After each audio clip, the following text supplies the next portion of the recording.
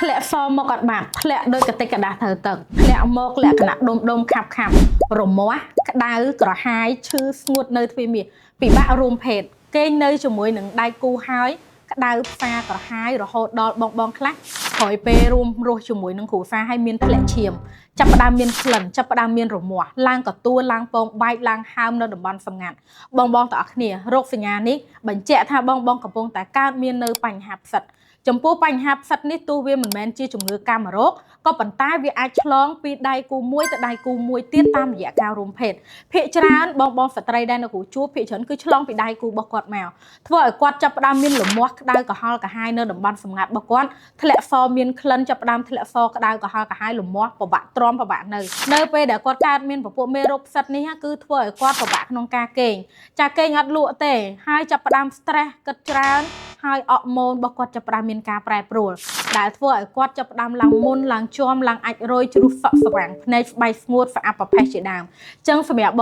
ងទាំងអស់គ្នាដែលមានរោគសញ្ញាទាំងអស់នេះកុំបដែតបដោយខ្លួនចាប្រញាប់ក្នុងការដោះស្រាយអញ្ចឹងសម្រាប់បងទាំងអស់គ្នាដែលមានរោគសញ្ញាដូចដែលនៅគ្រូបានបញ្ជាក់ធ្លាក់សលមាស់ក្តៅស្ងួតឈឺកាហាយពិបាករួមភេទចាឡើងកទួលឡើងពងបែកឡើងតបៅឡើងហើមនៅទ្វេមាសបងទាំងអស់គ្នាចង់ដោះស្រាយទៅលើបញ្ហាហ្នឹងតាក់ទងមកកាន់អ្នកគ្រូឥឡូវនេះអ្នកគ្រូប្រឹក្សាជូនដោយសម្ងាត់និងផ្ដល់ជាដំណោះស្រាយចំគោលដៅបើសិនជាចាប់អារម្មណ៍អាចទំនាក់ទំនងតាម Telegram ដែលមាននៅខាងក្រោមវីដេអូនេះអរគុណ